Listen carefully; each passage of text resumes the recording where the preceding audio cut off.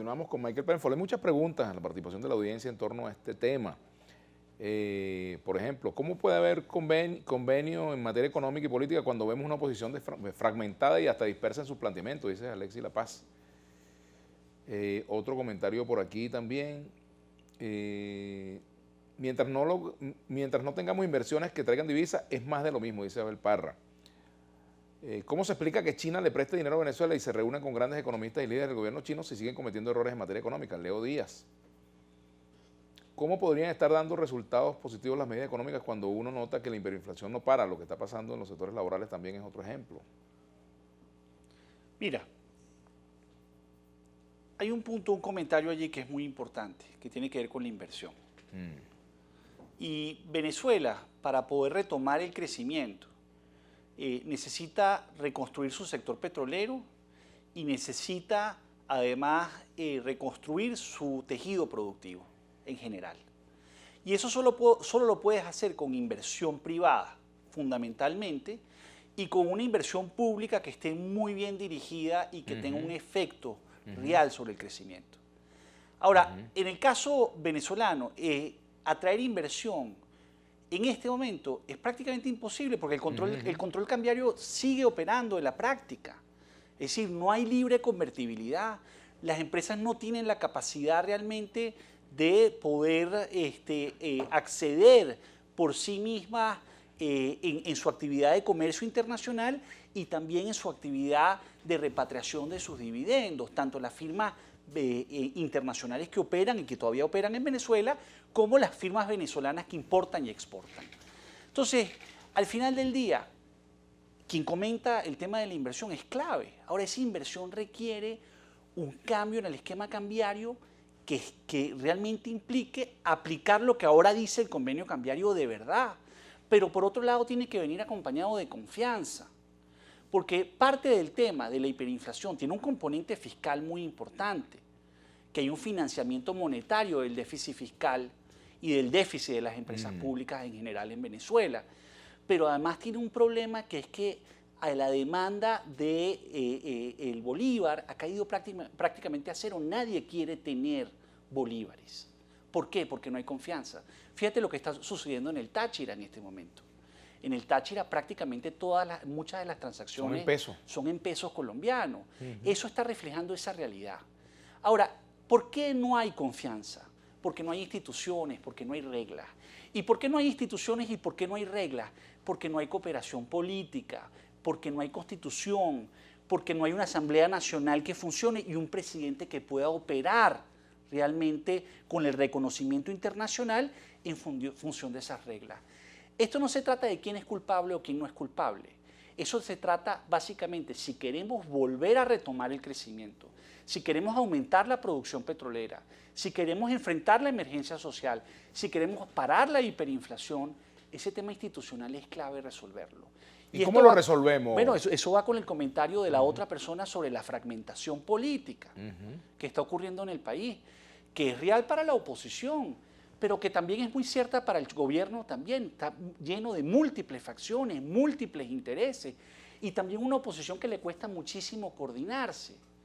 Entonces, al final del día, este país tiene un tema, que es que estamos condenados a vivir juntos. Nos queramos o no. Y la pregunta es cómo lo ponemos a funcionar. Y a mí eso me recuerda mucho una película de Danny DeVito, que se llama La Guerra de los Roses. Claro. Donde hay una pelea entre dos parejas que empiezan a matarse, literalmente, pero que no termina de matarse ninguno al otro. Y al final del día nadie está pensando en los hijos aquí, en las generaciones futuras. Estamos pensando solamente en el poder. ¿Quién sostiene el poder? Ambos sectores.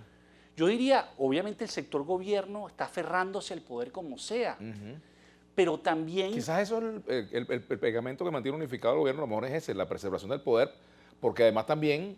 Bueno, hay discursos y hay hechos que muestran que la pérdida del poder puede ser un costo muy alto para ellos. Pero tratar de apegarte al poder por per se te lleva a violentar reglas, te lleva a violentar las instituciones, que es lo que ha venido ocurriendo en Venezuela. Y obviamente, si no hay cooperación política en Venezuela, de largo plazo, esas instituciones no las vamos a poder construir. Y si no hay esas instituciones, Aquí no hay manera de resolver el conflicto. Y aquí, créanme, nadie va a venir a resolver el conflicto nuestro. Lo tenemos que resolver nosotros. Y la única manera que conoce el mundo moderno es a través de ese tipo de mecanismos. Pero fíjate una cosa, Michael, cuando uno asoma la tesis o la propuesta de que hay que ir a elecciones, hay que hacer negociaciones, hay que dialogar, hay que reunirse, hay que sentarse, hay que buscar mediadores, pues entonces de lado y lado, de un lado no le hacen caso a eso y quizás en el caso del gobierno juega a ganar tiempo con quien se preste a sentarse. Y del otro lado, bueno, media oposición lo cataloga de traidor o de vendido y otro sector pues también va al diálogo a tratar de lograr cosas que a lo mejor son imposibles de lograr. Entonces, ¿cómo se resuelve ese nudo? Mira, ese nudo se resuelve básicamente aceptando que hay garantías para todos. Dando Que- esa garantía, en primer lugar. Y entonces hay que dar las garantías de manera mutua. Y ese es el problema. El gobierno no está, pareciera tampoco estar dispuesto a dar la garantía a la oposición, esté o no esté fragmentada, a que tiene garantías de que va a poder hacer vida política en el país, que sus partidos van a ser legalizados, que no van a ser impugnados, que no vas a vetar candidatos, etcétera. Es decir, Que no va a haber persecución. Que no va a haber persecución, o sea, y que operas con unos derechos y unas libertades. Y la oposición también tiene que aceptar que el otro lado existe y que tiene garantías. Entonces, ese para mí es el centro del conflicto venezolano. Es decir, que perder el poder no sea una tragedia para ninguno. En cualquier país civilizado, perder el poder es una normalidad.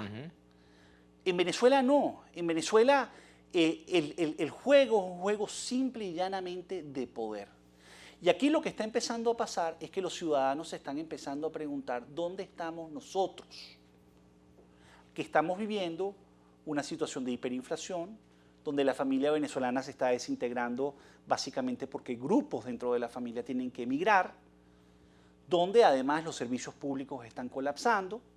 Es decir, ya el colapso no es solamente económico, no es solamente social, sino que empezamos a ver un deterioro muy grande de la infraestructura básica del país. Entonces los ciudadanos empiezan a decir, ¿dónde estoy yo? ¿Dónde me represento yo en esa película? Y la única manera de lograr eso es que lo que acuerdes genere resultado, calidad de vida, crecimiento, educación. Eso es lo que necesita Venezuela. Es simple.